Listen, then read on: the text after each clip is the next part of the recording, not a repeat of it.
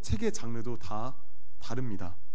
이것이 무슨 말이냐면 어떤 책은 소설과 같은 이야기 형식으로 기록이 되어 있습니다.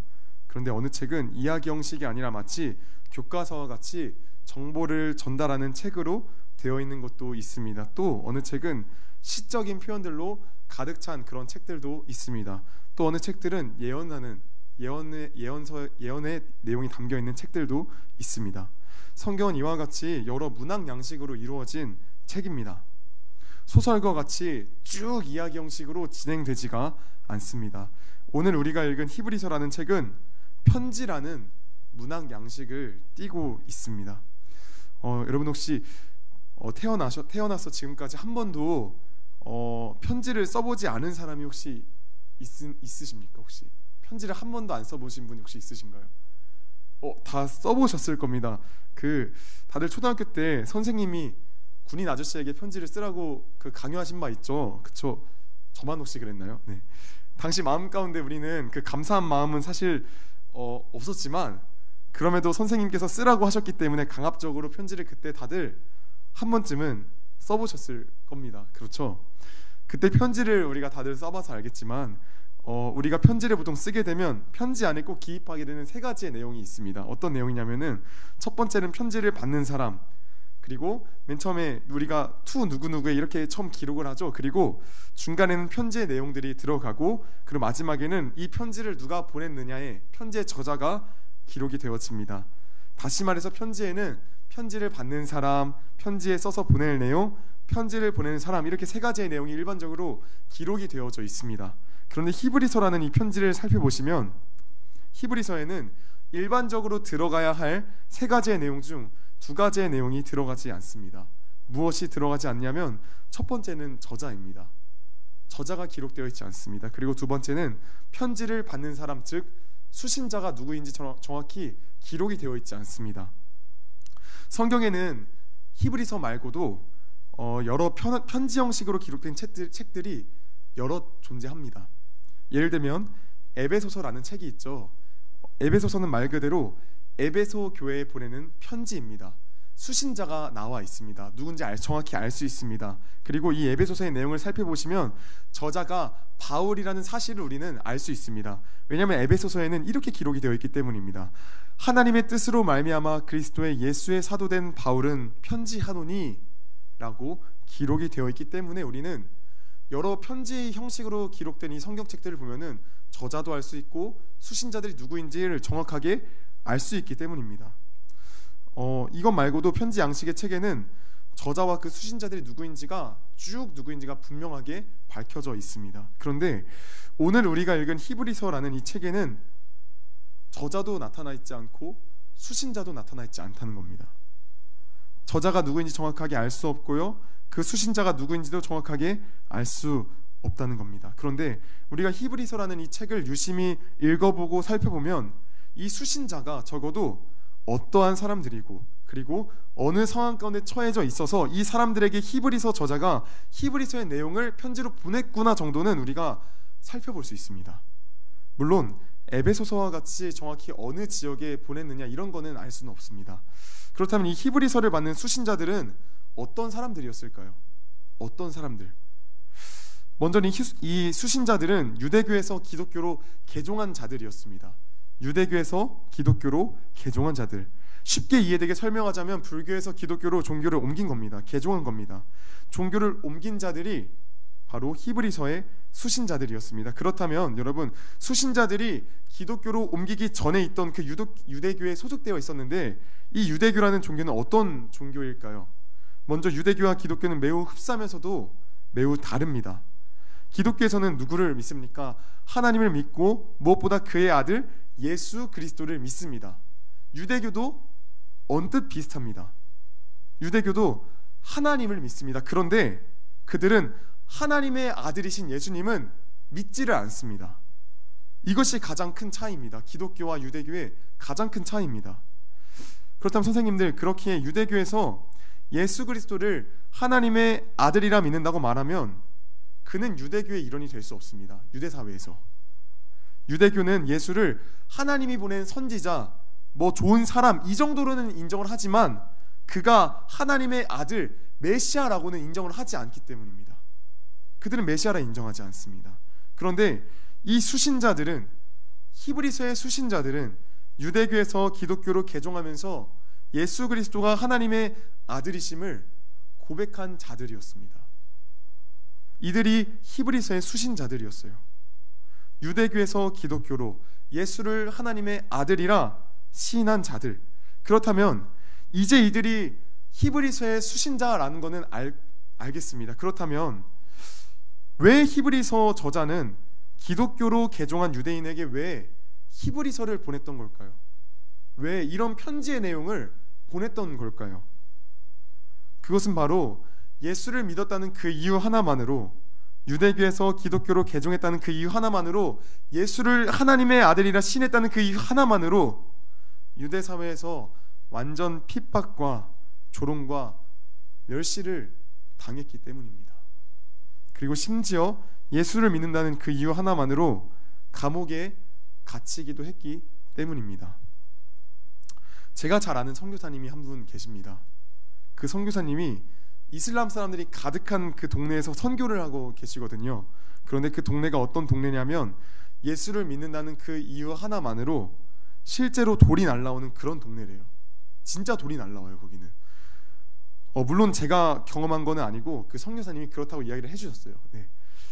예수 믿는다는 이유 하나만으로 마을 사람들 모두가 돌을 던져서 차 유리가 박살이 나고, 그리고 돌을 맞아가지고 머리가 터지게 되는 그런 말도 안 되는 동네에서 이 선교사님이 선교를 하고 계시는데, 대강 말만 들어도 완전 극도의 이 이슬람 사람들이 모인 공동체라는 게 감이 오시죠. 그쵸? 그 동네에서는 이 선교사님을 모르는 사람이 아무도 없대요. 왜냐하면 이 선교사님은 그 동네에서만큼은 백인이거든요. 백인이에요. 이 아프리카 지역이거든요, 여기가. 그래서 이 선교사님이 피부가 검어잡잡한데도 거기에서는 백인이에요. 아프리카를 제가 실제로 다녀오니까 저도 피부가 하얀 편이 아님에도 제가 백인이더라고요. 그거를 거기서 경험했습니다. 아무튼 그 선교사님이 어느 날 콜라를 사러 가게에 갔습니다. 콜라를 사러. 그 가게 주인이 그런데 그 선교사님에게 콜라를 안 팔더래요. 왜냐하면 왜 안 파냐고 물어보니까 예수 믿는 너한테 콜라 팔면 마을 사람들한테 내가 무슨 짓을 당할지 몰라. 그래서 난 너한테 콜라를 팔 수 없어. 콜라도 안 팔았다고 합니다. 황당하죠. 또 하루는 몸이 너무 안 좋아서 이 증상이 약 하나만 먹으면 나을 수 있는 그 병이어가지고 상점에 가가지고 약을 사러 갔는데 그 약도 안 팔더라라는 겁니다. 왜요? 예수 믿는다는 그 이유 하나 때문에 안 팔았다라는 거예요. 이것은 이 이슬람 사회권에서 크리스찬을 완전히 그냥 왕따시키는 거죠. 완전 고립시키는 거죠. 여러분, 제 생각에 당시 유대교에서 기독교로 개종한 이 개종자들도 마찬가지였을 거예요. 이들도 이처럼 예수 믿는다는 그 이유 하나 때문에 이 사회 속에서 완전히 고립당했을 겁니다. 물건을 마음대로 사지 못했을 것이고, 길에 나가기만 하면 보이는 매서운 눈빛들과 수근거리는 그 말들이 자신들을 움츠러들게 했을 겁니다. 심할 경우에는 이 사회 속에서는 목숨의 위협까지 받았을 겁니다. 여러분, 이들이 예수 믿는 것이 쉬웠을까요? 어려웠을까요? 예수 믿는 게 과연 쉬웠을까요? 당연히 어려웠을 겁니다. 사회에서 그렇게 왕따를 당하고 예수 믿는다고 옥에 갇히고 목숨의 위험이 왔다 갔다 하는데 당연히 어려웠겠죠. 그쵸? 여러분, 그렇다면 오늘날에는 예수 믿는 게 쉽습니까? 어렵습니까? 오늘날에 예수 믿는 게 쉽나요? 어렵나요? 오늘날도 사실은 예수 믿는 게 어렵습니다. 제가 이것을 학생의 예로 좀 적어왔는데, 만약 우리가 학창시절에 학원 가지 않고 예배에 나간다고 하면은 그 사실을 반 친구들이 알게 되면은 전부 다 뭐라고 이야기할까요? 전부 다 미쳤다고 이야기를 할 겁니다. 야, 너 진짜 정신 나갔구나. 야, 지금 이 시기가 어느 때인데 넌 지금 교회를 나가냐? 교회 나갈 시간에 공부를 좀 해. 뭔 놈의 그 교회야? 이렇게 비난을 받을 겁니다. 그런데 이게 비단 친구들만 이런 이야기를 할까요? 친구들만 이런 이야기를 하면 사실 괜찮을 겁니다. 그런데 예수 믿지 않는 부모님들도 그리고 학원 선생님들도 전부 다 미쳤다고 이야기를 할 겁니다. 예나 지금이나 핍박받는 것은 사실 당연한 이야기입니다. 그리스도인이 핍박받는 것은 당연한 이야기예요. 그런데 예수를 믿음으로 말미암아 우리 삶 가운데 핍박과 환난과 어려움이 닥치게 될 때에는 예나 지금이나 우리에게는 두 가지의 선택이 강요되어진다는 겁니다. 어떤 선택이 강요되어지냐면, 첫째는 아무리 내 삶이 핍박과 어려움이 찾아온다고 한들 예수를 끝까지 붙들겠다. 둘째, 나의 삶에 고통을 주는 예수의 신앙을 그냥 포기해버리겠다. 이 두 가지의 선택이 우리에겐 찾아옵니다. 무조건적으로 찾아옵니다. 이 선택을 보류할 수는 있어도 결국에 언젠가 이 선택을 마주하게 됩니다. 우리 삶에 어려움이 닥칠 때는 이처럼 두 가지 선택 앞에 놓여지게 됩니다. 그런데 히브리서의 이 수신자들, 유대교에서 기독교로 이 개종한 이 개종자들, 유대교에서 개종자들이 어떤 선택을 했냐면 두 번째 선택을 한 거예요. 예수의 신앙을 저버린 거예요. 그래서 히브리서 저자가 신앙을 버리려는 유대교 개종자들에게 히브리서를 쓴 겁니다. 너희의 그 신앙, 예수가 하나님의 아들이시다, 예수가 메시아다, 예수가 구원자다라는 그 신앙의 고백, 너희 어렵게 하지 않았느냐? 너희 힘들게 고백하지 않았어? 너희도 이게 진리인 거 아니까 여기에 동의하지 않았어? 그런데 어째서 삶의 핍박과 고난이 찾아오니까 이 진리를 버리려고 하는 거야? 여기가 진짜인데, 여기에 참 진리가 있는데 너희는 왜 이 신앙을 버리려고 하는 거야? 하면서 피 끓는 심정으로 이 히브리서를 기록한 겁니다.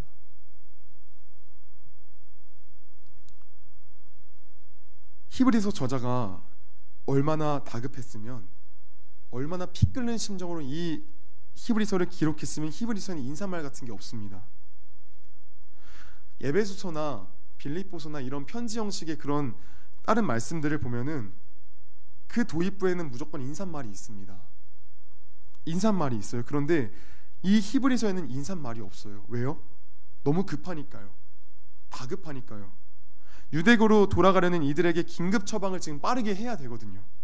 그래서 히브리서는 1장 1절부터 바로 본론으로 들어가요.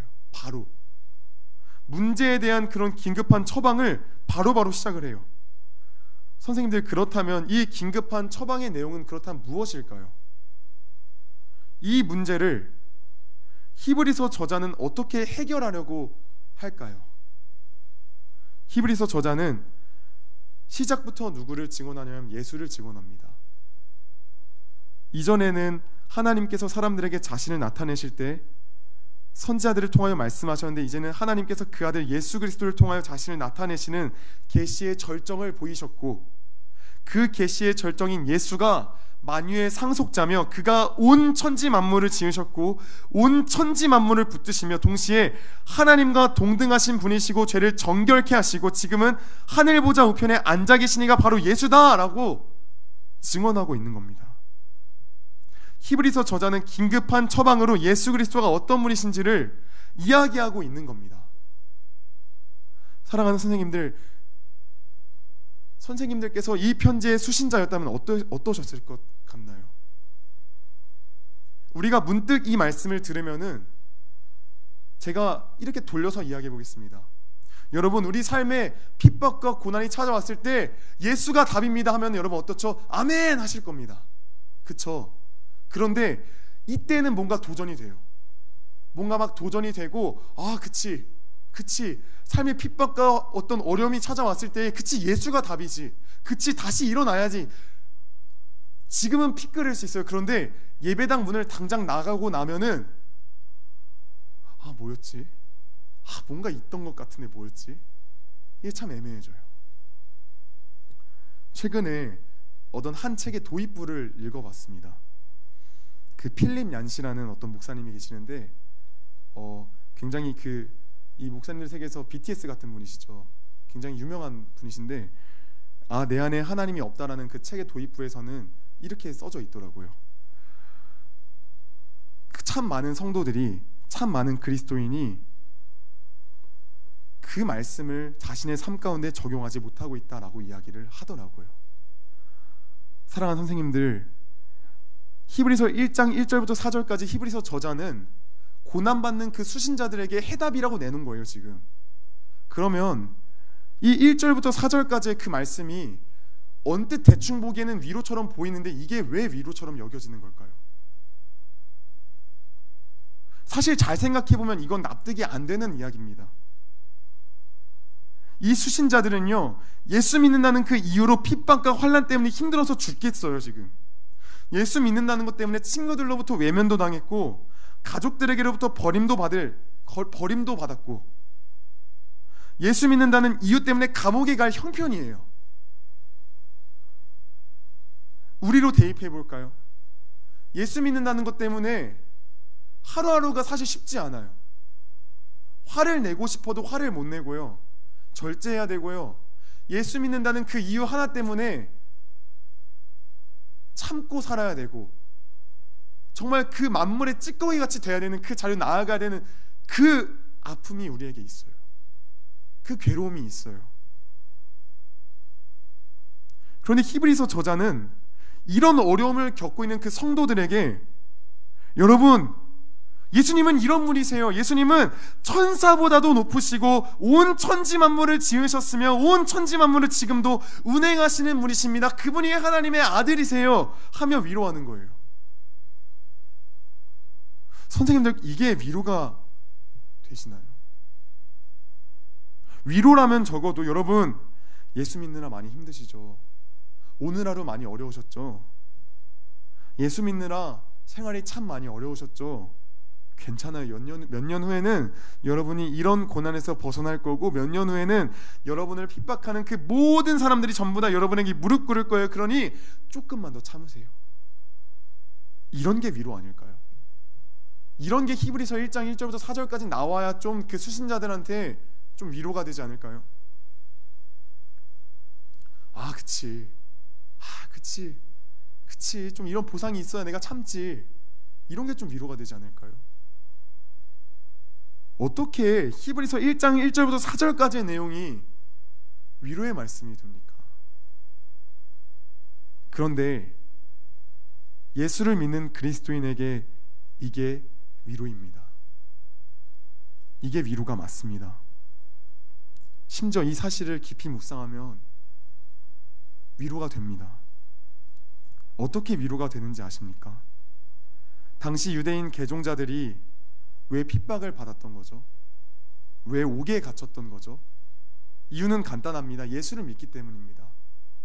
예수를 믿기 때문에 그 이유 하나만으로 그 유대 공동체 가운데서 모든 멸시와 핍박과 조롱과 천대를 받았고 옥에 갇힐 위험에 처한 겁니다. 예수를 믿었다는 그 이유 하나 때문에. 그런데 그 예수가 천사보다 높으시다고 하는 거예요. 그 예수가 심지어는 하나님과 동등하시다고 하는 거예요. 그 예수가 천지 만물을 지으셨고 이 모든 것들을 붙드시는 분이라는 거예요. 여러분, 이 예수가 어떤 분이신지를 아냐 모르느냐가 엄청난 차이가 납니다. 우리는 지금 그냥 약한 존재의 편을 들다가 핍박당하는 게 아니에요. 그냥 뭐 예수라는 한 분이 있었는데 그분을 위해서 그냥 그저 핍박당했다, 이런 게 아니에요. 우리가 무슨 슬픈 드라마에 나오는 빌런의 여주인공과 같이 아련하게 예수 믿다가 조롱받고 핍박받는 게 아니에요. 우리는 지금 조롱받는다는 것은, 예수 믿는다는 이유로 핍박받고 조롱받는다는 것은 내 삶에 손해가 지금 오고 있다는 것은 지금 만유보다 크시고 높으신 하나님 보좌 우편에 앉아 계신 예수님의 편을 든다는 거예요. 그 높으신, 그 위대하신 예수님의 편을 우리는 지금 들고 있다는 거예요. 예수님의 편을 들므로써 우리가 지금 이런 핍박과 고난을 받고 있다는 겁니다. 사랑하는 선생님들, 이게 진짜 위로입니다. 이 사실을 아는 게 정말 위로입니다. 하나님의 하나님 되심을 아는 게, 우리 예수님이 어떤 분이신지를 아는 게 정말 위로라는 겁니다. 그래서 히브리서 저자가 1장부터 이 끝까지 히브리서 전체 내용에 예수만 증거하고 있습니다. 철저하게. 특별히 이 대상이 유대인들이다 보니까 유대인들의 그 뼛속까지 그 짙어있는 그 문화들을 하나씩 다 깨부셔요. 지금 히브리서를 묵상해 보시면은 이 당시에 천사 우월주의가 있었는데 이 천사 우월주의를 먼저 깨부시고요, 그 다음에 모세의 율법을 깨부시고요, 그 다음에 그 성막을 통해서 대제사장이신 예수 그리스도가 누구신지를 비추고 있습니다. 히브리서 저자는 끝까지 예수만 증거해요. 끝까지. 왜요? 그게 진정한 위로니까요. 그들에게 있어서 그 어떤 거는 위로가 아니라 너희에게 있어서 진정한 위로는 예수다. 그 예수가 이런 분이시고 이런 분이시고 이런 분이셔. 이게 너희의 진짜 위로야. 이야기하는 겁니다. 사랑하는 선생님들, 하루를 살아가시면서 참 많이 어려우실 겁니다. 예수 믿는다는 그 이유 하나 때문에 참고 살아야 하는 게 참 많이 있습니다. 그쵸? 예수 믿는다는 그 이유 하나 때문에 사람들이 나를 업신여기고 우습게 볼 때가 있습니다. 그때마다 참 우리는 연약한 인간이어서 허무한 곳에서 위로를 찾습니다. 다른 곳에서 위로를 찾습니다. 예수가 아니라 사람에게서 위로를 받으려 하고, 어떤 친구에게서 위로를 받으려 하고, 돈에게서 위로를 받으려 하고, 여러 가지 것들에서 우리는 위로를 받으려고 합니다. 그런데 거기에는 잠깐의 위로는 있을 수 있지만 그 영원한 평강은 없습니다.